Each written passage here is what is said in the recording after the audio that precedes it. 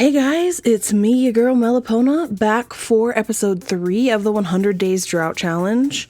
First off, I just want to say thank you so much for everybody who's found this channel. I am completely overwhelmed with the new subs, the comments, and just the positivity.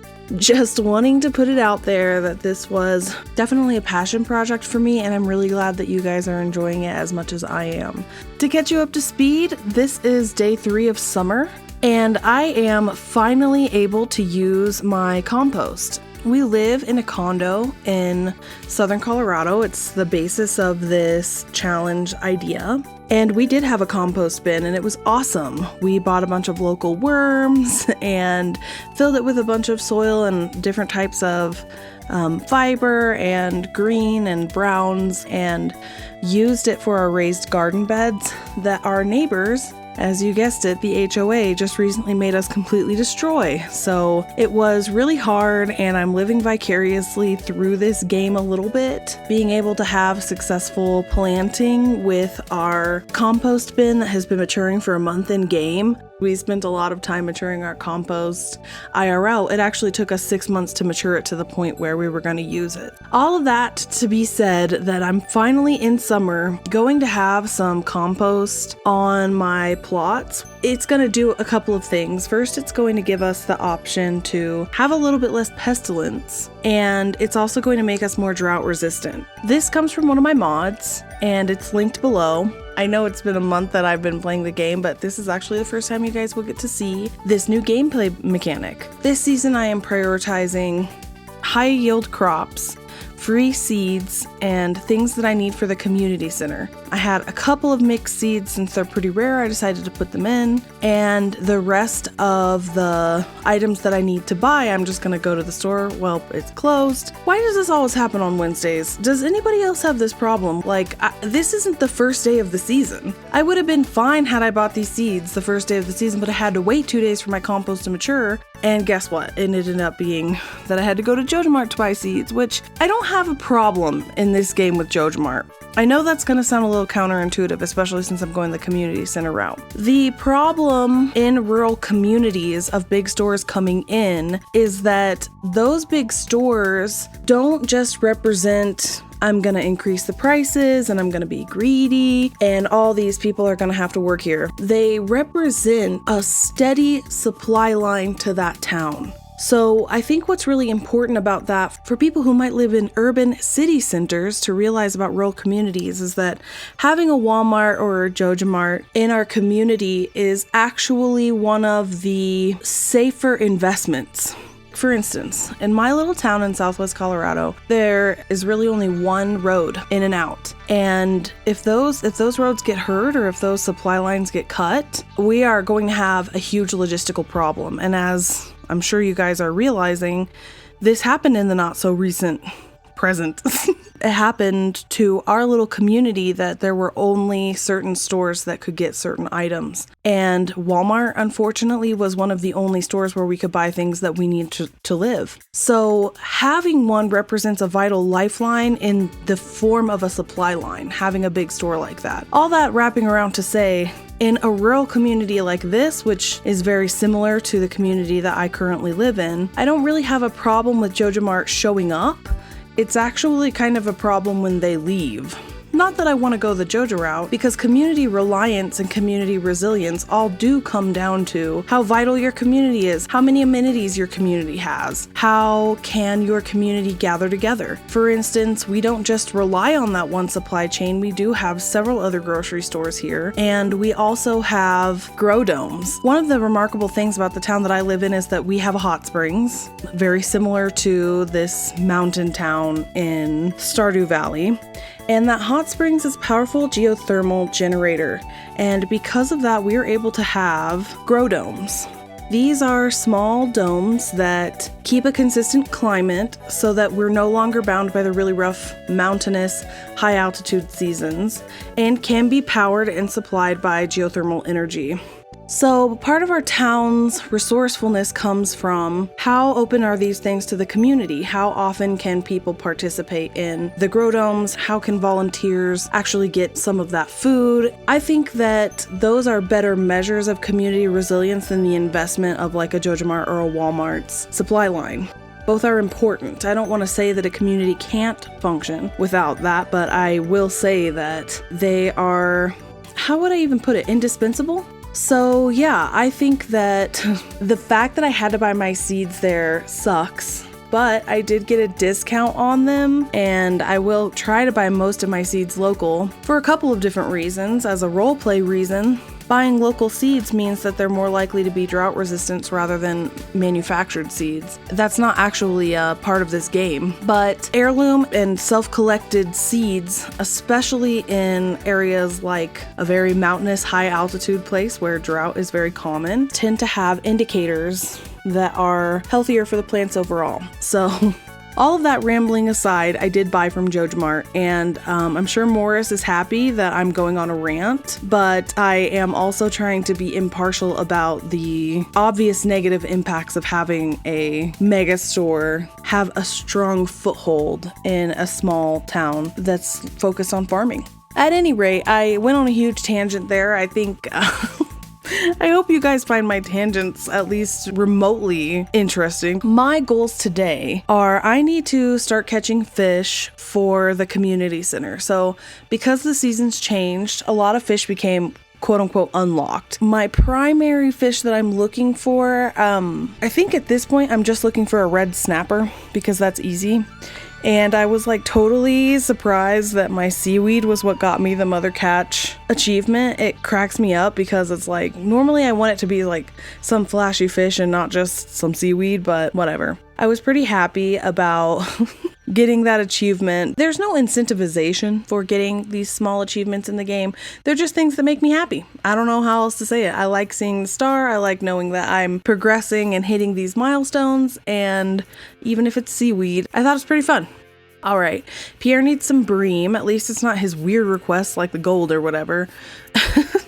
To what was it? To rub on his nose? I'm gonna put some fish into the ocean fish bundle. I caught a tilapia. Unfortunately, I had to put iridium quality, but easy come, easy go. I'm pretty close to finishing quite a few of these fishing bundles, and that's really my focus of this 10-day set, is to complete as many of those bundles as I can up to the seasons need to change. So you're gonna see a lot of me fishing, and I hope that's something you enjoy. It's something I really enjoy. I cannot believe that I caught a sturgeon just like that. I normally have such issues with catching them. This is just reminding me of the eel all over again. So I tend to have really bad luck in life. If you guys believe that humans are kind of formed like D&D characters and that we have stat creation sheets, which I don't know if I believe, but it's certainly an ontology I use to help me understand my context in the greater world, like how high is my int, how high is my whiz, how low is my const, to that kind of stuff. But I am realizing that my luck stat has been pretty low my whole life. Nerfed luck stat. And in this game, for the first time in any one of my Stardew playthroughs, I am getting lucky. And I'm telling you, it's trippy because I have literally had to, in order to catch a sturgeon before in this game, I've literally had to fish for an entire 3 seasons in the same spot, the spot that the wiki's like, this is one of the best spots to do it, with the trap bobber and the iridium pole. And I just got one like it was nobody's freaking business. It's been really exciting, I think, to have some good luck. And if only I could just grab that good luck and like bring it into my real life, that would be awesome. However, I am not unaffected by some positive luck changes. As you guys have seen, some of my videos recently have been getting a lot of more views. So yeah, shout out to all the people who are new to the channel, which is new itself. The luck of the YouTube algorithm choosing my content is definitely something that needs to be called out. And I'm thankful for it. Our benevolent YouTube overlords, ? Well, maybe now that they've started to favor me, I shouldn't say anything bad, but y'all must know that that was in side eye and air quotes. So I hope you guys enjoy watching me fish. One of the main reasons that I did fishing a lot this time was because my play partner, Ponderosa, wasn't available. She was actually cooking like a big meal or something like that. So I wasn't able to go to the mines.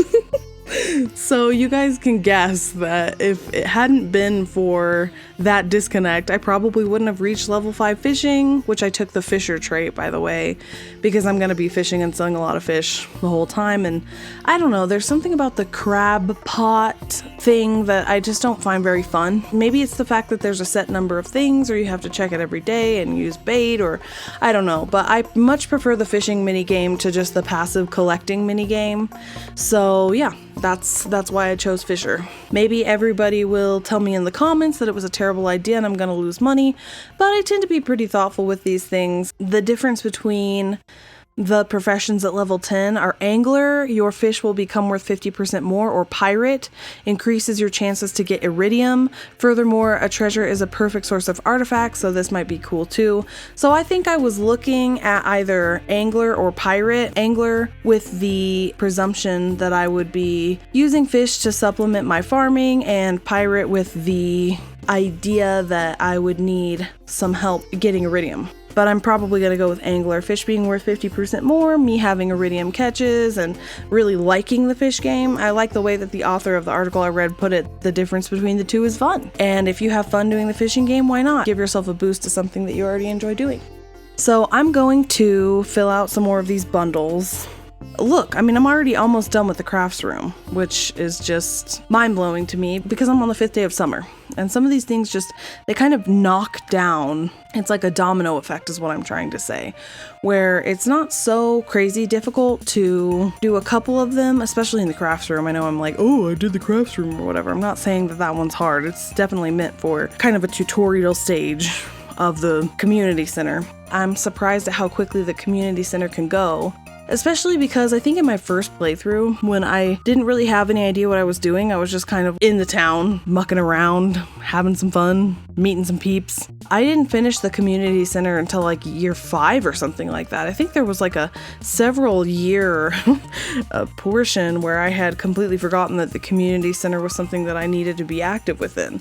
And I just never fished. Probably the first 20 years of me playing Stardew, I didn't fish because I thought it was really hard and I was really intimidated by it, and the tutorial goes by like that. Finally one day I just sat down and I was like, no, I'm gonna learn how to do this, and I got really good. And so maybe that's my like encouragement for anybody who is really intimidated by the game, that at any point when you're playing this game, you can branch off into doing some different skills.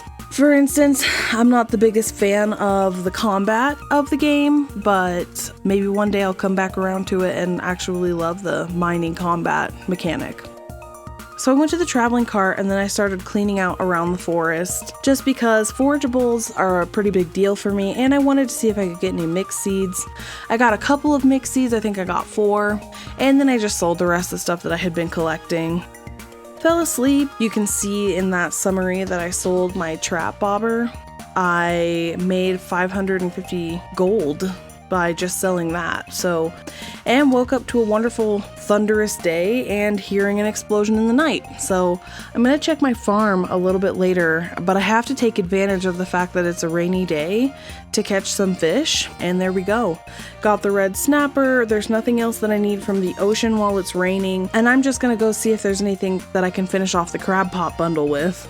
And I think I did just find what I needed with the mussel there, which again, another stroke of luck, super excited about, because that cockle was exactly what I needed to finish the bundle, and I got 3 crab pots from that, which are generally the only ones I keep in the game. And then I added the snapper, which completed the ocean fish bundle for me, and that was 5 warp totems for the beach, which are super useful for events and stuff like that. Does anybody play primarily the crab pot game? How do you even do that? Like, do you line them up all up on your farm, or is there a specific place you put them? I'm genuinely curious. So if you are somebody who plays with crab pots and you make like a good return on investment with them, let me know in the comments, because I am definitely not against opening up my strategy to include them because they are so passive.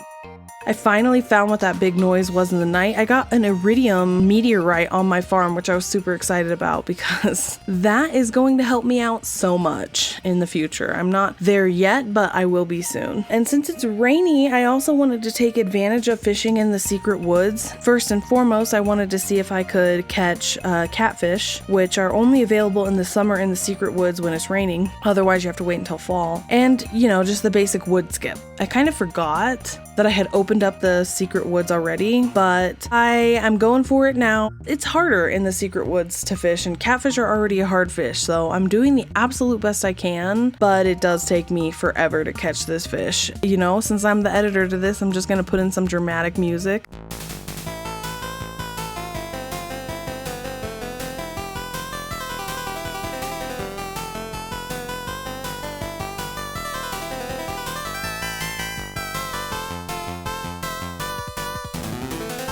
Boom. Caught it. And I got the Old Mariner achievement. See, that is the kind of achievement when you get it on a really hard fish, like a catfish or something like that, that's just like, ah, the stars align, and that's exactly where you want to get an achievement, not on some seaweed. At any rate, I got the catfish. I need a tiger trout, that's fall. And I need the wood skip, which I can go back and get right now. Pufferfish is summer. It's 12 to 4 during sunny days in the ocean.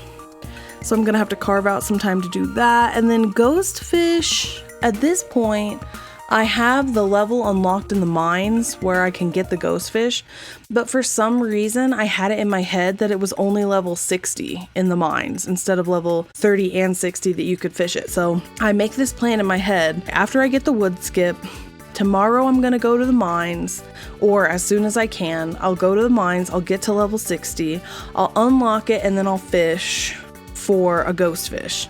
So get out of the way, cat. So that was my plan. I realized a little too late that it was a bit overkill, but whatever, the ice level's cooler and it was more fun to do it when you had to mine. So maybe I made a bad call, but it was just what I thought in my head. So you learn the hard way. Sometimes I don't have an encyclopedic memory of every single thing I need to remember in this game. Someone pointed out that I hadn't been collecting from trash cans. Totally forgot to do it this playthrough. Sometimes I think I'm like nervous to collect from the trash cans because I'm afraid that people are not gonna like me, and people liking me is like a huge deal in this particular playthrough. Today is a bad luck day, but I did have a full watering can from the day before the storm, and I use it to water my plants and feed my cat, but if we get 2 bad luck days in a row, I won't be able to water my plants. So again, that strategy of filling up your watering can at the end of the day is kind of the main strategy to go to for this. It's not impossible, especially during the summer, to have 2 days in a row that are bad luck days, and then if you have any water in your can left, you've just got to prioritize certain plants. In addition to it being a bad luck day, it was a bad luck day for me at the traveling cart. There wasn't really anything there that I needed. I am desperate for, as soon as humanly possible, a truffle. I wish there was a way that I could like increase the odds that I get a truffle, like how you can increase the odds of getting a red cabbage by clicking that little box in the starting menu. When I did my practice playthrough, I could get the upgraded deluxe coop, but I could not get the upgraded deluxe barn. If I did have the ability to get it, it'd be winter, and truffles don't spawn in the winter anyway, so there's just no way.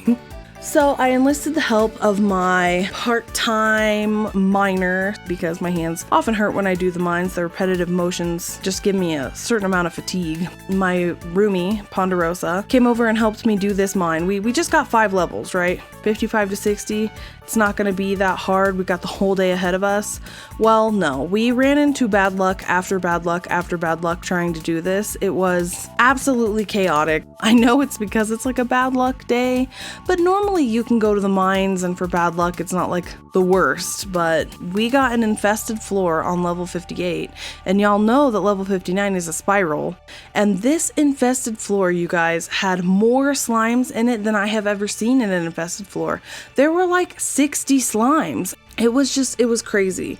It was a mighty battle that Ponderosa did with just a cutlass. And again, I don't know what it is with the mines in this playthrough, but I was on the edge of my seat. I was completely and totally like, this is not going to happen. We're not going to get it. But yeah, she powered through and somehow with like no health, killed all of the slimes. Finally, we got to level 59 at 10:20. And we were just about to give up because this spiral on the ice level is like so brutal, and we had terrible luck with the previous one, and it's a bad luck day. So yeah, we were pretty unsure that we were going to be able to do this, get to level 60. Remember, in my head, I'm like, we have to get to level 60 because I have to get the ghost fish. Even though that was completely an error, it felt very high stakes to us at the time and was possibly just the worst combination of pressures. And if you guys have ever played this game and you know that the clock is running out, but we got it. For some reason, killing that ghost that was like haunting us quite literally opened up a ladder, and I'm taking it. I could not believe how thankful I was that we made it to floor 60. And so you'll see me come back to this level the next day when I actually have time to do some fishing. That was the point where I realized that, yeah, it doesn't need to be floor 60. So all of that work, all of that effort, all of that like stress on the edge of our seats was really for naught, but at least we got to 60. And you will not believe it. Back-to-back bad luck days. Just like I said, it's not uncommon to have, especially in the summer when you're in the drought, to have back-to-back days where you have water bans. So I have several crops that are really important for me to grow, like especially that cabbage and then the starfruit. I think I decided that my cat was going to just go without water for today and just have to walk all the way down to the stream for convenience. I made the hard choice. No, you know what? I didn't. I said I only have 4 tiles that I can water left in my watering can, and my cat is getting one of them. So that should let you guys know just how much I love my cat and cats in general. Maybe it was a bad call. Honestly, looking back on it in retrospect, I probably should have used it on the starfruit, and I am now seeing the potential error of my ways, but we'll just have to find out. Finally, a second level up in farming. Oh my god, I need that level so bad. And Harvey needs a copper bar to put on his great-grandfather's tombstone, and that's something I can easily do, but it's kind of weird. As far as when you think of offerings to go on a tombstone, we're all gonna say it on the count of 3. 1, 2, 3. Flowers, of course, right? Why can't he ask for any of the wildflowers or poppy or something that's seasonal to this time? Maybe it's cultural. Maybe there is some culture in Stardew Valley that puts semi-precious metals on graves, but I haven't read anything about that in the library, and I'm the one who dug up all the books. So I would consider myself a foremost expert on the cultural norms of death in Stardew. And copper is surprisingly not mentioned in any of the texts, so if you can't tell I'm being absolutely facetious, I have no idea. But yeah, I spent today, I'm going in town, I'm checking out the board, I'm doing some geodes, which is always necessary to do in a batch, donating whatever I can to the museum, and of course giving Lewis a gift. And then not done with my chores in town, I've got to sell everything and go back. I gotta give Harvey the copper bar. Yeah, I did see your bulletin. Thanks for the payment.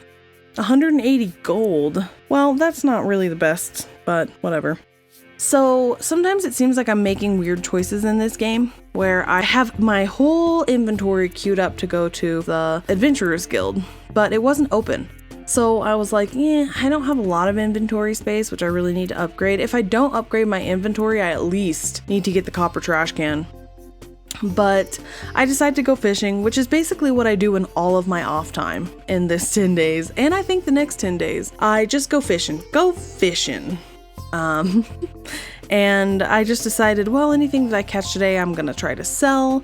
And thankfully I did, because I got Willy's heart seed with him, which I don't know. I think it's related to the old Mariner achievement where you get this one with him where he's kind of wistful and talking about how he wishes someone would come in and help the community center get back on its feet so that Willy could have a better quality of life with his sales and that more people would enjoy the art of fishing. But now at least the Adventurers Guild's open, so I can go go and do some of my trading there. I'm going to keep it pretty light. I'm going to sell everything I can possibly sell. So I decided to sell the glow ring, the crystal dagger, since, you know, daggers are okay in this game. Their increased crit chance and their faster usage are pretty fun, but the fact that they have absolutely no defense makes it almost impossible to do higher levels with daggers, so I just decided to go ahead and sell it. I mean, look at my gold. It's going up day by day. I'm at 7,000. At the very, very end of the day, this end stretch, I noticed I still had some energy. So I was like, okay, it's ghost fish time. And I was completely focused on getting them before the end of the day. Got a treasure. It was pretty nice. I got it. And a fishing level up. Again, another one of those moments where you get the level up or you get the achievement when you do something really cool in the game. Like I got a gold star ghost fish and it leveled up my fishing. Yeah, that's exactly the kind of flashy gameplay that I know you guys are all flocking to me for, where I just have this like synchronistic timing. Sometimes I forget that you guys can't see my face in this game, which would possibly make my sarcasm a little bit easier to detect. However, it might not, because I've been known for being kind of a deadpan humor person. Don't quote me on that, just ask all my friends. I've been kind of toying around with showing my face a little bit for these Let's Plays, but I don't know. What do you guys think? I know that I have a face. That's something that has happened to me before. People have seen my face and responded. And I know that people have seen my face and it has been received as such. So we're totally not an alien with like an alien face or anything. I had to destroy one of my corns today, but so far this season we're on day 9 and that's the only crop we've lost to pestilence, so you guys can already see that compost coming in. Just want to say, so hyped for the fact that Demetrius gave me the option for the mushroom cave or the bat cave. The bat cave? Is that really what it's called? And this is the first time? It's fruit bat cave, okay. But the reason that I chose fruit bats instead of mushrooms is because of the fact that I'm not going to have the time or the money to plant fruit saplings. I'm not going to have the time to do that this year, but I'll need that fruit. So even though it was a kind of short-term solution for a long-term problem, I still found in my first playthrough that it was the right call, because through the fruit bats I got several fruits that I needed for the community center that I just wouldn't have been able to get access to otherwise. Even though if you guys are playing this game and you're not doing the challenge in the long run, I think the math is in that it's much more profitable to do the mushroom cave. But I do enjoy the bat cave. I do enjoy the fruit bat cave because I just think it's really fun. It's like a little surprise every day. And I am going to look up some ways to decorate it to see if I can make it look really cool. I caught the pufferfish. I don't know what's up with the luck of this playthrough. Maybe it only exists with fish because I've had some pretty unlucky things otherwise, but I got the pufferfish and I think that is the completion of the ocean fish bundle. It is. And that reward is the worst reward out of the whole fishing one because it's just dish o' the seas. You know, I don't really do the whole cooked food thing and I don't think it's a loved gift by anybody. Apparently the dish of the sea is only loved by Linus, and I got 5 of them, but there are so many other more accessible things that he loves. At least it gives fishing +3, which is something I didn't realize, and I believe your fishing skill can go over the max. So I can eat this dish, you're telling me, and I haven't known this the whole time. I thought it was just a cooked dish. And it increases your fishing skill, so your max fishing skill could be 13? Someone correct me if I'm wrong in the comments, but I think that I'm reading that correctly. Because that's awesome. But on to the point of decorating my farm. So you guys are probably wondering, Melipona, why in the world is your farm so barren? You have tappers and you cleared it out, but there's nothing else. There are a lot of reasons for that. The first reason for that is I don't have the money, I don't have the capacity to do it at this juncture, but I do have plans for decorations, and I tend to do all my decorating in all my playthroughs in wintertime. The main reason for that is I find it easier to decorate in winter, and that's the time in this playthrough when I start actually making some moolah. So once I get some money, I'll be able to do more decorations, and you guys will see a much prettier, happier, healthier farm. Waking up today, I realize that it is the day before the Luau, And that is horrifying to me because normally what I do is I put a gold star melon, but because of that 2-day drought, I am behind.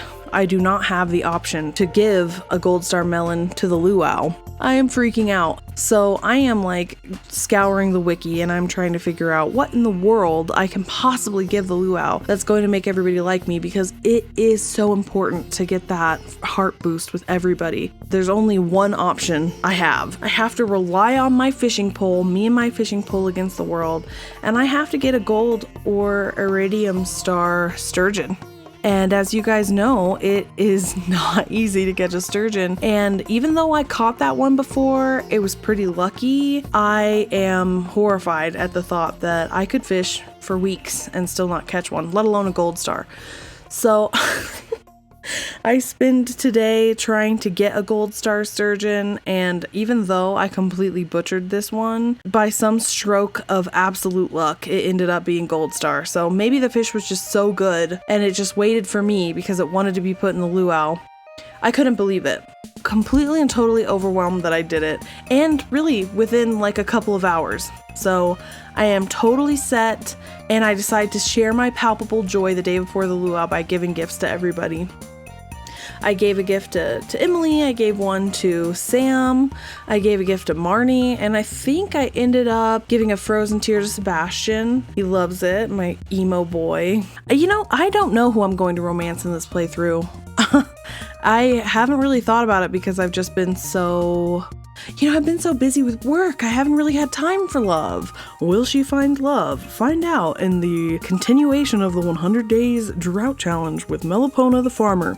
I have no idea. Do you guys have any preferences on who I should romance? You guys are the ones who are watching my scrappy, energy usage, obsessed, sap-selling farmer. I normally go for Elliot, but, he may not be the best match for me this playthrough. He is a writer and very passionate, but he stays home a lot, and I'm kind of obsessively energetic in this game. So what do you think? Let me know. This playthrough, I'm asking for a lot of comments, feedback, so definitely don't feel like you have to comment on every little thing that I'm saying. I just really enjoy hearing from you guys. It's helpful to make decisions overall so that I can make decisions that you guys are interested in. One thing that I think is interesting to note about festival days is that your animals are considered fed, even if you don't feed them. But one of the problems is I find it to be very difficult to use your energy efficiently on festival days. The whole RP is, I spent the whole day at the festival and it was a nice break and a nice vacation. And I get that, but what it does by having you go to an event and then go back to the farm and automatically advancing time is you just lose almost a full day of production. And I can't afford to do that. So what I decide to do at the end of today may surprise you. And I will come back to it, but I guess I'll hold you in suspense for a bit. I love the luau because I love seeing everybody in their cute little swim outfits. I just think the luau is a lot of fun. We're in a really mountainous, landlocked area here in Southwest Colorado. I'm not really a beach person. I didn't learn how to swim until I was 23. So beaches, big bodies of water, that kind of stuff never really held an appeal for me. But I do love the idea of a big luau community potluck. I loved potlucks when I was a kid, and I haven't gone to one in forever. It's also one of the most important community events of the year, not only just because the governor comes, but because the farmer has the chance to really increase everybody's hearts at one time. This is important for unlocking recipes, it's important for trying to get to certain goals, so when you're doing this challenge on your own, prioritize this festival if you don't prioritize any of them. I added Gold Star Sturgeon. Let's see, is the governor going to like it? I know he's gonna like it because I'm just that good. Even though I know, factually that it's gonna be the best possible response, there's still a level of palpable suspense, right? I think that just goes to small storytelling and immersiveness, but I always feel in my heart just a little bit apprehensive until I see that exclamation point. What does sturgeon taste like? Is it really good? I mean, we can just say that I made it into fish stock and added this umami-filled fish stock. Or we could say that I made it into bonita flakes. Or we could just say that this was roe, since sturgeon is the only one that makes caviar. I don't know. So finally, you guys are going to see what I do. Remember, some of my challenges in this game are that you have to plant a certain number of trees not on the farm. They can't be cut down, they can be tapped in order to unlock certain things. I find that the easiest and best way to plant trees is to create kind of a tapper field behind the train station because nobody ever goes here, and I think they just look really nice. It's easy to put them all in a row, and I've been saving my maple seeds just for this. Whenever I get enough tappers, I can just run, get all of the maple syrup, sell them, and it's just bing bang boom, lots of extra money. That's what I did with my extra day on the festival, was I planted a bunch of maple trees. Alright, my steel pickaxe is ready. See, my farm gets featured, but it's so ugly right now. Here we go. All of the increased hearts are rolling in. I'm getting all those new recipes, and I got some wool, which is super important. And finally today, what good luck, my red cabbage and my sunflower. And it's not a drought day, and tomorrow it's rainy, so I should be good. It's been a really rough 10 days. Those 2 drought days back to back, all the fishing I've had to do. I remember playing this, and these 10 days took me 1.5 times as long as it normally takes me to play 10 days, just because summer is such an important season, and there are so many things you've got to juggle in the air. So it feels really good to finally be reaching the end of this first block where I have to get everything ready. What do you think the best summer crops are? I tend to think that melons are a good summer crop, but I also really enjoy the crops that continue to produce, like blueberries and tomatoes and corn and peppers. Because I think it makes farming like really low maintenance. You only have to buy one seed, and if you get the deluxe speed grow, then you get some extra profit throughout the month. But I tend to just prioritize melons. I love the animals in this game. Coops are probably one of my favorite buildings in the game, coops and barns, just because I love having more animals to hang out with other than my cat. And look at that! This is what I decided to spend my first cash crop money on, was getting a coop. But it's left me pretty strapped for gold. That's 15 gold. 15 that I have left over in the bank after building that, which just seems crazy. So I need to make some quick cash back because there are a couple things I have to do. And I decide that I'm gonna get some quick cash by going to the beach and picking up some stuff to sell and maybe fishing if I have enough time. And I found out that it is the shell season. I always forget this. I think it's the 12th through the 16th, or maybe the 12th through the 15th. The water is a cool color. It's an increased shells that wash up on the shore. And due to that increase, it's pretty important for fertilizer and extra cash to just go to the beach and pick up anything that you can. I don't know if you guys can hear that, but it's thundering here. So we're having a lovely, wonderful rainy day, and I am stoked for it because rainy weather is my favorite, and it smells so good here. As opposed to the way that most people describe the way that our town smells, and that is sulfuric and gross and like hell. And the reason that it smells like that is because, as I said before, we have a hot springs. And when I first came here, I was like, oh, this smells so bad. How do people live here? But now that I've been living here for like 4 or 5 years, it smells so good to me. And I'm like, how did I ever think this smelled bad? Because it's the smell of relaxation. It's the smell of our geothermal power. It's the smell of our town. And it's wonderful. One thing that you guys probably haven't had the pleasure of ever experiencing is the smell of ponderosa pines before and after it rains. I saw a TikTok about them, and someone said that they smell like butterscotch, but I feel like that's kind of an esoteric description. It's almost indescribable, and since it's kind of my job to describe things, I feel like I'm failing you, and maybe I shouldn't have brought up this story at all, but it smells wonderful. So if I could bottle it into a candle, if I could put it into a candle, you guys would just buy all my candles. But unfortunately, the only candles I sell are beeswax candles, local beeswax candles. I collect vintage glassware like depression glass and stuff, and I pour beeswax into them and I make beautiful candles. So maybe in a future episode, I'll talk more about all the stuff that I create and sell locally.